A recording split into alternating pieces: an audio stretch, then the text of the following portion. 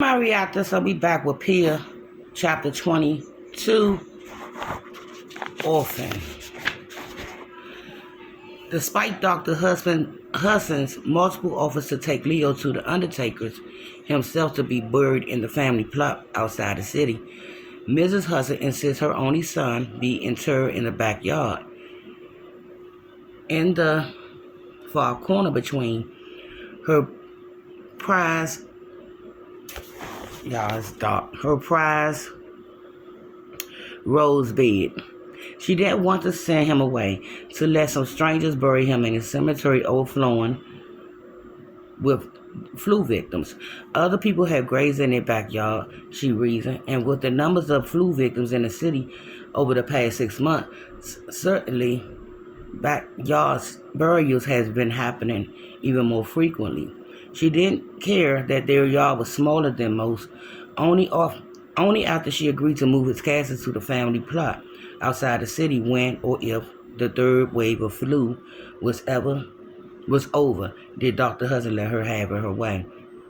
After marking his grave with an angel statue borrowed from the dining room choreo cabinet, Mrs. Hudson retreated to her bedroom for another 4 days while Pia took over the cooking and house cleaning along with looking after the girls. In between running after Margaret and Sophie, chasing Elizabeth, keeping the house from complete disarray, trying to make sure everyone got fed, and delivering meals to Mrs. Hudson, who, despite her husband's coaxing, ate little more than a few bites of toast or a mouthful of soup. Pia was exhausted. Now she understood why Mrs. Hudson has needed help in the first place. Hold on, y'all. I gotta cut this light. I can't see it. Oh.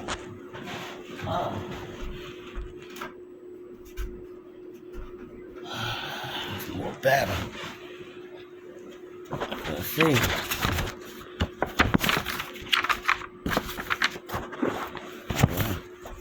5 days later, when Mrs. Hudson finally emerged from her bedroom, she was dressed, but her skirt was askew on her hips, and her cheekbones jutted out from her haggard face.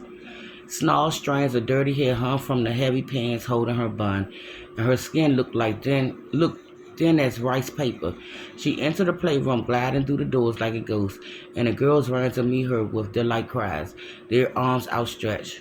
Mrs. Hudson knelt and kissed their face and foreheads and cheeks, giving them a weary smile as they talked at once.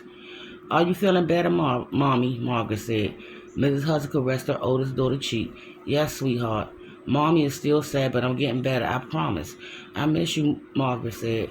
"I miss you too, darling," Mrs. Hudson said. Is your hurt all done?" Sophie said. Mrs. Hudson said, "Yes, baby girl. My hurt is almost gone." Elizabeth started climbing to her mother's arm, nearly knocking her over. Pia hurried over to help. "Hold on, little one," she said, and held her back. Mrs. Hudson got up, sat in a chair, and patted her lap with her hands. "All right," she said. "Come here, my loves."